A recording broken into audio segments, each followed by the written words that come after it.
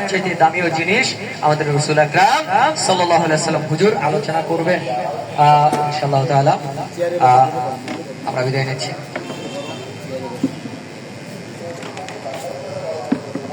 হুজুর আকরাম সাল্লাল্লাহু আলাইহি ওয়াসাল্লাম যখন দুনিয়াতে আসলেন, কি সব দিকে কাটাছেঁড়া, মারামারি, হানাহানি।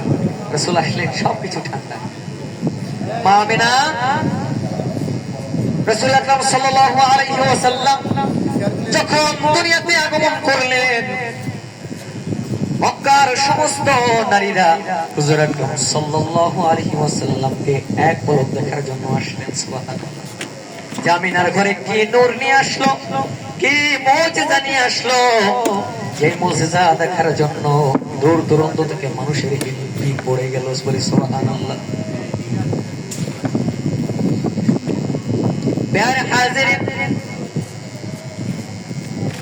রাসূল আকরাম সাল্লাল্লাহু আলাইহি ওয়াসাল্লাম আমাদের জন্য শুধু উত্তম আদর্শই নয়, জীবনের প্রতিটি পরতে পরতে রাসূলের দেখানো, রাসূলের বলা সুন্নাত মোতাবেক যদি চলতে পারি, সুন্নাত মোতাবেক যদি জীবনটাকে সাজাতে পারি, আমাদের যে এই পৃথিবীর শ্রেষ্ঠতম খলিফা আল্লাহ রাব্বুল আলামিন বলেন, আমি তোমাদেরকে দুনিয়াতে খলিফা হিসেবে প্রতিনিধিত্ব করতে পাঠিয়েছি, সুতরাং তোমরা এক একজন প্রতিনিধি নিজের প্রতিনিধি থেকে হেঁটে যাও না।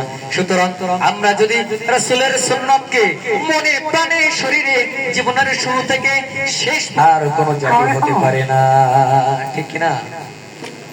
তাহলে আমাদের ভিতরে সর্বোত্তম আদর্শের মূর্তিপ্রতীক হলো আমাদের প্রিয় রাসূল সাল্লাল্লাহু আলাইহি ওয়াসাল্লাম। রাসূল সাল্লাল্লাহু আলাইহি ওয়াসাল্লাম দুনিয়াতে যখন আসলেন, চারদিকে হানাহানি কাটাকাটি। রাসূলুল্লাহ যখন বুঝতে পারলেন, সমস্ত মক্কার যুবকদের নিয়ে সুন্দর একটি গঠন করে ফেললেন, হিলফুল ফুজুল। সুবহানাল্লাহ। এই সংগঠনটি এত সুন্দর কাজ করেছে, যুদ্ধে যারা গিয়েছে এই যুদ্ধকে সমস্ত পূর্ণ সুস্থ সেবা, সেবা দিয়ে, শয্যা দিয়ে, ওষুধ দিয়ে, রসদ দিয়ে রাসূল সাল্লাল্লাহু আলাইহি ওয়াসাল্লাম এই যুবকদের নিয়ে সর্বোত্তম আদর্শের একটা দৃষ্টিকোণ সৃষ্টি করে দিয়েছে। বলে সুবহানাল্লাহ। এই যে কজে জায়গা হয়, আর সমাজে দেখেন কাটাকাটি, হানাহানি, যুবকরা মাদকে আসক্ত রয়েছে, গান বাজনার মধ্যে রয়েছে, আর রাসূল সেই শৈশব থেকেই মায়াবী দরদি রাসূল আমার। সুবহানাল্লাহ। রাসূল সাল্লাল্লাহু আলাইহি ওয়াসাল্লাম যখন কাবা ঘর নির্মাণের সময় সমস্ত ছোট ছোট বাচ্চাদেরকে কি করেছিলেন, তার পিতারা, গার্ডিয়ানরা কি করেছেন, যে তোমরা ছোট পাথরগুলো নিয়ে যাও, কাঁধে করে, মাথায় করে। তারা পোশাক খুলে ফেলে, কেউ পোশাকের মধ্যে নিয়ে যাচ্ছে। আর আমার রাসূল সাল্লাল্লাহু আলাইহি ওয়াসাল্লাম তার ছোট থেকে কখনো তাকে এই সতর খোলা রাখা হয়নি। বলে সুবহানাল্লাহ। দেখুন, রাসূলের ভিতরে সর্বোত্তম আদর্শের দৃষ্টান্ত আমাদের রাসূলের মধ্যে রয়েছে। এই আদর্শকে আমাদের জীবনে ধারণ করে যখন আমরা পরিপূর্ণ মুসলমান হতে পারবো, আমাদের জীবনের সর্বোত্তম আদর্শের ভিতরে আমরা রাখতে পারবো ইনশাআল্লাহ তাআলা। আমি ছোট মানুষ, হয়তো বা ওরকম কথা বলতে পারি না, কথার মধ্যে জড়তা রয়েছে, আমি নিজে বুঝতে পারি। তারপরও দুই একটা কথা বলছি, এই কথার মধ্যে যদি ভুল ত্রুটি হয়ে থাকে মেহেরবানি করে ক্ষমা করে দেবেন, কারণ আমি ওরকম ওয়াইজিন নই। আমাকে দুই একটা কথা বলার সুযোগ দেওয়া হয়েছে, বলা হয়েছে তুমি আলোচনা করো, দুই একটা কথা বলেছি। আল্লাহ তাআলা আমাকে ক্ষমা করুন, এবং আপনাদের দৃষ্টি থেকে যদি ভুল ত্রুটি হয়ে থাকে মেহেরবানি করে মাফ করে দেবেন। আমা তাওফীক ইল্লা বিল্লাহ। আসসালামু আলাইকুম ওয়া রাহমাতুল্লাহি ওয়া বারাকাতুহু। আলহামদুলিল্লাহ, আল্লাহ তাআলার দরবারে লাখো কোটি শুকর ও সুজুদ। কারি হুসাইন আহমদ, আলহামদুলিল্লাহ। আমাদের মাঝে এখন গুরুত্বপূর্ণ কিছু কোরআন ও হাদিসের নবী পাক সাল্লাল্লাহু আলাইহি ওয়াসাল্লামের মিলাদের বিষয়ে আলোচনা করবেন। খুলনার আমাদের ঐতিহ্যবাহী খুলনা আলিয়া কামিল মাদ্রাসার অন্যতম সুযোগ্য সাহেব ভাইজাদা হাফেজ মাওলানা মোহাম্মদ আব্দুর রহমান হাফিজাহুল্লাহ আলোচনা নিয়ে আসছেন। হাফেজ মাওলানা আব্দুর রহমান হাফিজাহুল্লাহ।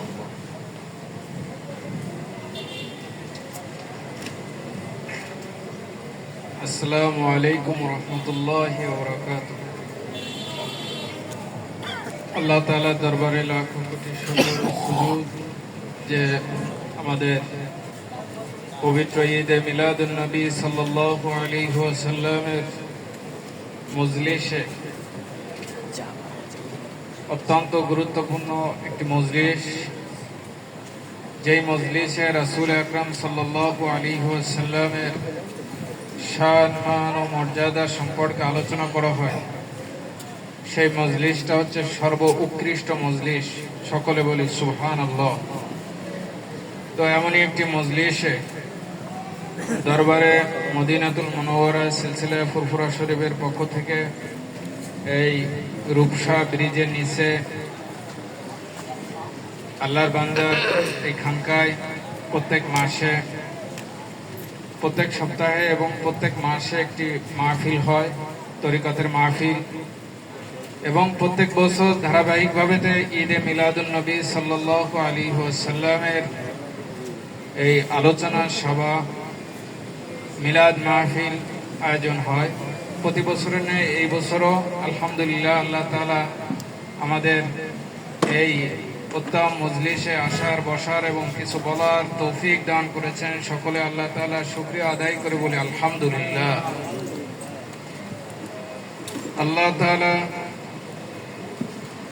এই আসমান, জমিন, লৌহ কলম যা কিছু সৃষ্টি করলেন, যার উসিলায়, যার বদলতে সেই আখিরি তাজেদার মদিনা মুহাম্মদ মুস্তাফা সাল্লাল্লাহু আলাইহি ওয়াসাল্লামের প্রতি লাখ কোটি দুরুদ ও সালাম।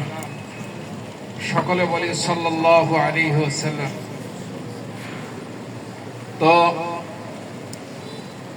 পবিত্র ঈদে মিলাদুন নবী সাল্লাল্লাহু আলাইহি ওয়াসাল্লাম, আমরা এ সম্পর্কে সেই আসর থেকে নিয়ে ধারাবাহিকভাবে আলোচনা চলবে। আল্লাহ তাআলার শুকরিয়া যে পবিত্র ঈদে মিলাদুন নবী সাল্লাল্লাহু আলাইহি ওয়াসাল্লাম আমাদের দেশে রবিউল আউয়াল থেকে নিয়ে সারা মাস ব্যাপী চলতেছে, এবং সারা বিশ্বে, শুধু আমাদের দেশে না, সারা বিশ্বে রাসূল আকরাম সাল্লাল্লাহু আলাইহি ওয়াসাল্লামের এই বিলাদাতে সম্পর্কে আলোচনা, সেমিনার এবং মিলাদ মাহফিল, ইসরায়েলে সওয়াব, এটা রাসূল আকরাম সাল্লাল্লাহু আলাইহি ওয়াসাল্লাম পৃথিবীতে আসার আগ থেকেই আল্লাহ তাআলা এই ধরাধামে আসার আগ থেকেই রাসূলের প্রশংসা, রাসূলের আজমত নিয়ে আলোচনা চলতেছে। প্রত্যেক নবী রাসূল তার জীবন দশায় এই দুনিয়াতে এসে নবী মুহাম্মদ সাল্লাল্লাহু আলাইহি ওয়াসাল্লামের আলোচনা করে গেছেন। আলহামদুলিল্লাহ, পৃথিবীর বুকে এমনই একজন প্রেরিত রাসূল, এমনই একজন আল্লাহর বান্দা, যেই রাসূলের উম্মত আমরা হয়েছি। আল্লাহ তাআলার কাছে শুকরিয়া যে আমরা বিনা দরখাস্তে আল্লাহর কাছে তার উম্মত হতে পেরেছি, বলি আলহামদুলিল্লাহ। সে কেমন নবী, যেই নবীর শান ও মান সম্পর্কে আমরা সারাদিনও যদি বলি, আমার সারা জীবনও যদি বলতে থাকি, তা রাসূলের শান, মান, মর্যাদা কখনো শেষ হবে না। যেহেতু আল্লাহ পাক কুরআনুল কারীমে বলেছেন ওয়ারাফা'না লাকা যিকরাক, হে রাসূল, আপনার জিকির, আপনার স্মরণ, আপনার মর্যাদা আমি এত উঁচু করেছি, এত শান মান উঁচু করেছি, যেটা সবার থেকে উপরে। তো রাসূল আকরাম সাল্লাল্লাহু আলাইহি ওয়াসাল্লাম আল্লাহর কাছে এমন মাকবুল বান্দা, এমনই মহব্বতে তার দোস্ত হাবিব, যে পৃথিবীর বুকে তার মতো অন্য কোনো মানুষ এই পৃথিবীর বুকে আর আসেনি। তার মর্যাদা, তার শান শওকত, আল্লাহর যেমন শান শওকত সদা সর্বদা চলতেছে, রাসূল আকরাম সাল্লাল্লাহু আলাইহি ওয়াসাল্লামের শান মান মর্যাদা গুণগান কীর্তন সদা সর্বদা পৃথিবীর কোনো এক জায়গায় না এক জায়গায় সদা সর্বদা চলতেছে। যে দুরুদের মাধ্যমে রাসূল আকরাম সাল্লাল্লাহু আলাইহি ওয়াসাল্লামের প্রতি যেই দুরুদ পড়লে সওয়াব হয়, গুনাহ মাফ হয়, আল্লাহর মর্যাদা বাড়িয়ে দেন, আল্লাহ রাসূল সাল্লাল্লাহু আলাইহি ওয়াসাল্লাম আমাদের মনোনীত, আল্লাহ তাআলার মনোনীত এক বান্দা, যেই বান্দার ইবাদত, আল্লাহ তাআলার ইবাদত আমরা সকলেই করি। তো আল্লাহ তাআলা এত খুশি হয়েছে, এত মাকবুল বান্দায় পরিণত হয়েছে নবী মুহাম্মদ সাল্লাল্লাহু আলাইহি সাল্লাম, যে তার প্রতি দুরূদ পড়লে আল্লাহ তাআলা গুনাহ মাফ করে দেন। বলে সুবহানাল্লাহ। তার প্রতি দুরূদ পড়লে আল্লাহ 10টা মর্যাদা বাড়িয়ে দেন সর্বনিম্ন, এবং 10টা রহমত নাজিল হয়। তো রাসূল আকরাম সাল্লাল্লাহু আলাইহি ওয়াসাল্লামের দুরূদের প্রতি অনেক গুরুত্ব। আজকে একটা হাদিস পড়তেছিলাম, হযরত কাব রাদিয়াল্লাহু তাআলা আনহু থেকে বর্ণিত, যে হযরত আদম আলাইহিস সালাতু ওয়াস সালাম, কিয়ামত যখন সংগঠিত হয়ে গেছে, এমনই একটা সময় হযরত আদম আলাইহিস সালাতু ওয়াস সালামের সামনে দিয়ে আমাদের নবী মুহাম্মদ সাল্লাল্লাহু আলাইহি ওয়াসাল্লামের এক উম্মতকে নিয়ে যাচ্ছে জাহান্নামের দিকে। যখন হিসাব নিকাশ ফয়সালা সব শেষ হয়ে গেছে, মিজানের পাল্লায় তার আমলনামা মাপার পরে দেখা গেছে যে তার বদির পাল্লা, অর্থাৎ খারাপের পাল্লাটা, গুনাহের পাল্লাটা বেশি ভারী হয়ে গেছে। এজন্য ফেরেশতারা তাদেরকে জাহান্নামের দিকে নিয়ে যাচ্ছে। তো এমন সময় আদম আলাইহিস সালাম দেখতেছেন যে নবী মুহাম্মদ সাল্লাল্লাহু আলাইহি সাল্লামের উম্মতকে নিয়ে যাচ্ছে জাহান্নামের দিকে। তো এই সংবাদটা আদম আলাইহিস সালাতু ওয়াস সালাম মুহাম্মদ সাল্লাল্লাহু আলাইহি সাল্লামকে ডেকে বলতেছেন, আপনার এক উম্মতকে নিয়ে যাচ্ছে জাহান্নামের দিকে। অতঃপর রাসূল আকরাম সাল্লাল্লাহু আলাইহি সাল্লাম দ্রুত বেগে তিনি ওই ফেরেশতাদের কাছে গিয়ে ডাকতেছেন, বলতেছেন, এদিক শুনে যাও, আমার ওই উম্মতকে জাহান্নাম থেকে বিরত রাখো, নিয়ে যাওয়ার থেকে বিরত রাখো, এদিকে এসো। তো ফেরেশতারা বলতেছেন, ইয়া রাসূলুল্লাহ, ইয়া হাবিবাল্লাহ, আমার কাছে এমনই একটি, আমরা তো আল্লাহ তাআলার গোলাম, আল্লাহ যে আদেশ করে সে আদেশে তো আমরা পালন করতে বাধ্য। তো আল্লাহ তো বলেছেন যে এই বান্দাকে জাহান্নামের দিকে নিয়ে যেতে, আর আপনি বলতেছেন থামাতে। তো এমত অবস্থায় আমরা কি করতে পারি? আল্লাহ তাআলার সঙ্গে সঙ্গে আসমান থেকে আল্লাহ তাআলার ফয়সালা আসলো, সংবাদ আসলো, হে ফেরেশতারা, আমার নবী মুহাম্মদ সাল্লাল্লাহু আলাইহি ওয়াসাল্লাম তোমাদের যে আদেশ করে সে আদেশ তোমরা পালন করো। বলে সুবহানাল্লাহ। অতঃপর তাদেরকে থামানো হলো জাহান্নাম দিক থেকে।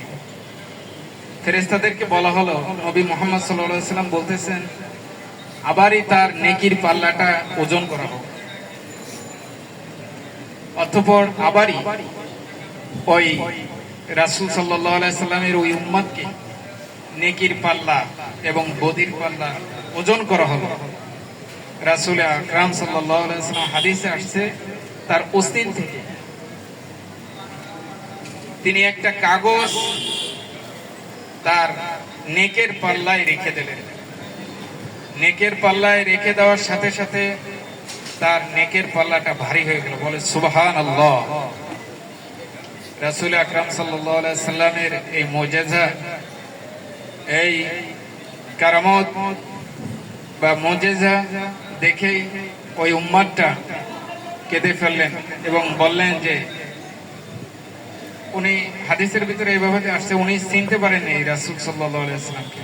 বলতেছেন, আপনি কে? রাসূল সাল্লাল্লাহু আলাইহি সাল্লামকে জিজ্ঞাসা করতেছেন, আপনি আমার এই বিপদের দিনে যে আমাকে উদ্ধার করলেন, আমার আব্বা আম্মা আপনার প্রতি কুরবান হন, আপনার পরিচয়টা একটু দেন। বলেন যে আমি আখেরি নবী মুহাম্মদ সাল্লাল্লাহু আলাইহি সাল্লাম। তো বলতেছেন যে এটাই হচ্ছে তোমার সেই নেক আমল, দুনিয়াতে বসে তুমি আমার প্রতি যে দুরূদ পড়েছিলে, এই দুরূদ আমি রেখে সংরক্ষণ করে দিয়েছিলাম। আজকে বিপদের সময় এই দুরূদের উসিলায় আল্লাহ তাআলার কাছে তোমাকে নাজাতের ব্যবস্থা করা হলো। বলে সুবহানাল্লাহ। তো দুরুদের অত্যন্ত গুরুত্ব শরীফ, তাওয়াল্লুদ শরীফ, মিলাদ শরীফ আমরা পড়ে থাকি, দুরুদ শরীফ পড়ে